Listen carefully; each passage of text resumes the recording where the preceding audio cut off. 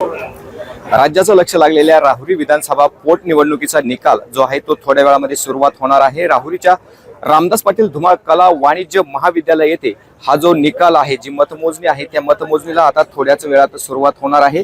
एकूण 20 टेबलावर 27 फेऱ्या जे आहेत ते या मतमोजणीमध्ये असणार आहेत। 56% इतकं मतदान झालं होतं, त्यामध्ये 1,87,000 हे मतदान जे आहे ते या निवडणुकीमध्ये झालं होतं। एकंदरीत जर बघितलं तर मतदानाचा जो टक्का आहे तो यावेळी घसरला होता।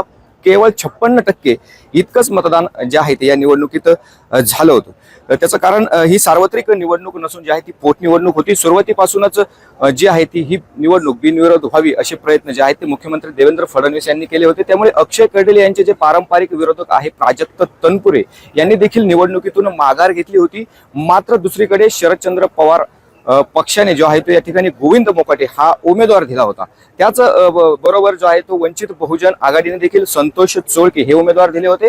शिवसेना ठाकरे गटाचे जे बंडखोर उमेदवार आहेत, अपक्ष उमेदवारी केली होती त्यांनी रावसाहेब खेवरे, त्यामुळे ते देखील या ठिकाणी रिंगणात होते आणि एक अपक्ष उमेदवार असं एकंदरीत जर बघितलं तर अक्षय कर्डिलेंसमोर 6 उमेदवार जे आहे ते या निवडणूक रिंगणात होते। मात्र सुरुवातीपासूनच जी आहे ती ही निवडणूक अक्षय कर्डिलेंच्या बाजूने कळलेली दिसली, त्यांच्या बाजूने जरी ही निवडणूक कळलेली दिसली, त्यामुळे ऐन वेळेस प्रचार देखील झाला होता। त्यामुळे निकालाकडे देखील या ठिकाणी लक्ष असणार आहे। एकंदरीत जर बघितलं तर हा निकाल थोड्याच वेळात सुरू होणार असून 9:30 पर्यंत जो आहे तो निकालाचा कल आपल्या हाती येणार आहे आणि 12 वाजेपर्यंत निकालाचं चित्र जे आहे ते स्पष्ट होणार आहे।